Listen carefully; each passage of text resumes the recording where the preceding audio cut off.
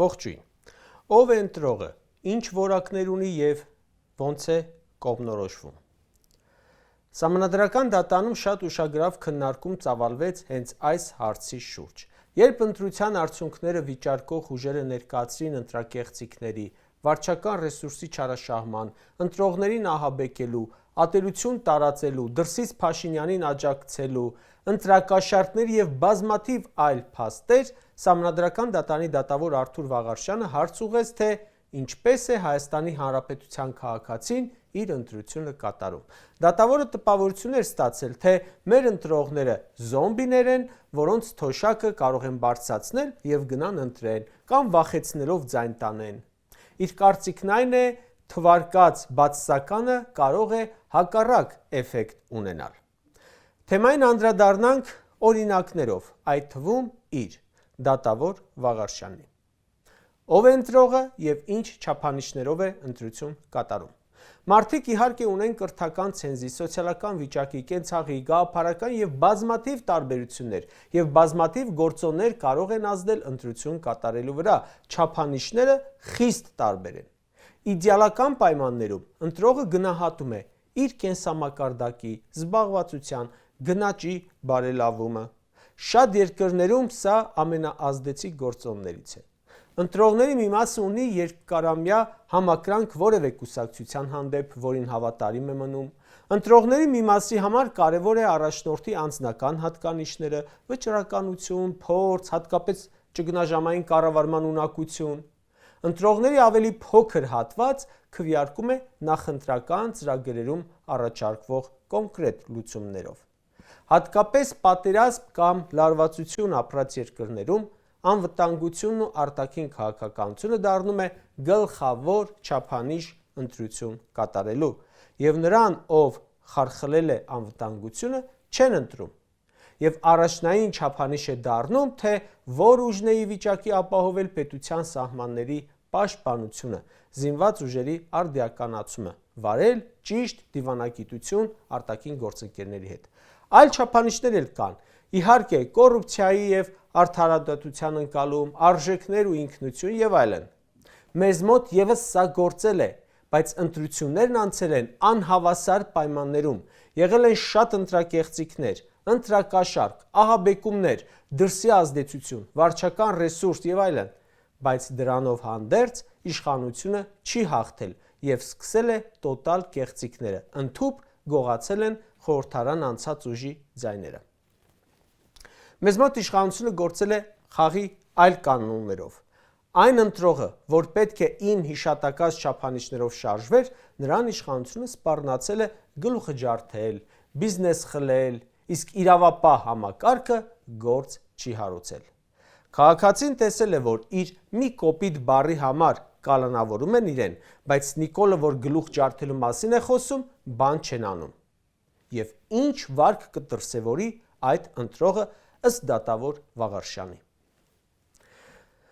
Ու մեր երկրում արդեն 8 տարի է իշխում է տոտալ վախը, ահաբեկումները, ոստիկանական ու իրավական տերորը, ֆեյքային քարոզչությունը, սպառնալիքները, ու դրանք ազդում են ընտրողի կամ արտահայտության վրա։ Իմ կարծիքն այն է, որ անարդար է, որ հավասար ձայնի իրավունք ունեն բոլորը։ Օրինակ, եւ դատավոր Վաղարշյանը ունի մեկ ձայն իրավունք, եւ այն քաղաքացին ունի մեկ ձայն իրավունք, որը մինչեւ հիմա օրինակ հավատում է, որ զատկից առաջ Քոչարյանը բոլոր ձվերը խանութներից առել է, որ կրիզիս առաջանա։ Ես էլ ունեմ մեկ ձայն։ Նրանք էլ ունեն մեկ ձայն, որ հավատացել են fake news-ին, թե Էրդողանը ծնկաչոք ներողություն է խնդրել Նիկոլից եւ խոստացել Արևմտյան Հայաստանը վերադարձնել, ցեղասպանությունը ճանաչել։ Անձամբ ճանաչում եմ մարդու, որը չհրկիզվող պահարան էր գնել, որովհետև հավատում էր, թե Նիկոլը ինչ որ թալան է բերելու բաժանի։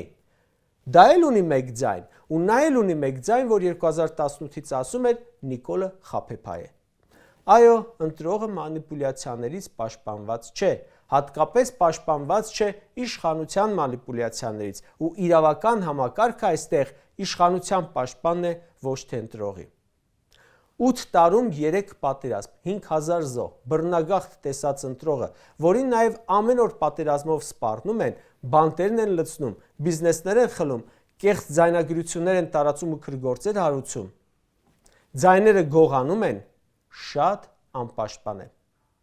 Նիկոլն ասում է. «Սատկացնելու եմ, կզցնելու եմ, բան չեն անում»։ Մեկ այլ ընտրող, որ Նիկոլի պլակատն է պոկում, տանում են հոգեբուժարան, ինքնասպան է լինում ու 0 արձագանք պաշտոնավարող իրավաբանների կողմից։ Հիմա Սահմանադրական դատարանի դատավոր Արթուր Վաղարշյանն ասում է, ձեր կարծիքով ընտրողների վրա այդքան հեշտ կարող են ազդել,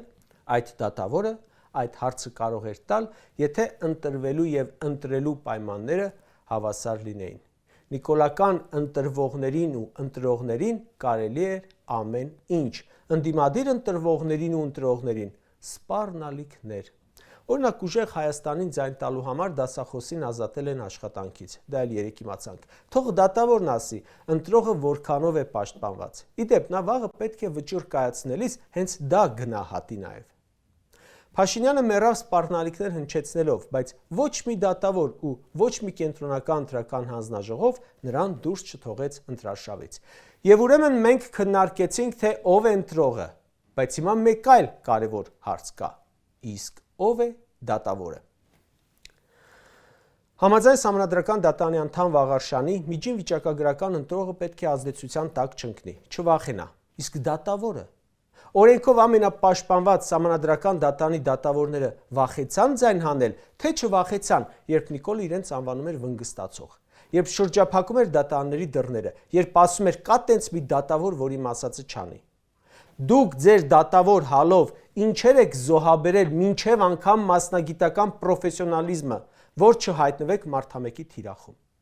Վաղարշյանից առաջ իր տեղը այլ դատավոր էր նստում։ Իրավական գիտելիքներից 0 Վահագն Հովակիմյանը օրենք հեղինակեց, նրանց հանեցին, նրանց փոխարեն նշանակվեց էսնոր կազմը։ Ու ինչպես արձագանքեցին դատավորները։ Այսօրվա Սահմանադրական դատարանի դատավորի եղբայրը, որ քաշքշում էր Հայաստանի ամենահարգված դատավորներից Ալվինա Գյուլումյանին, ինչ արեցիք, դատավոր էիք։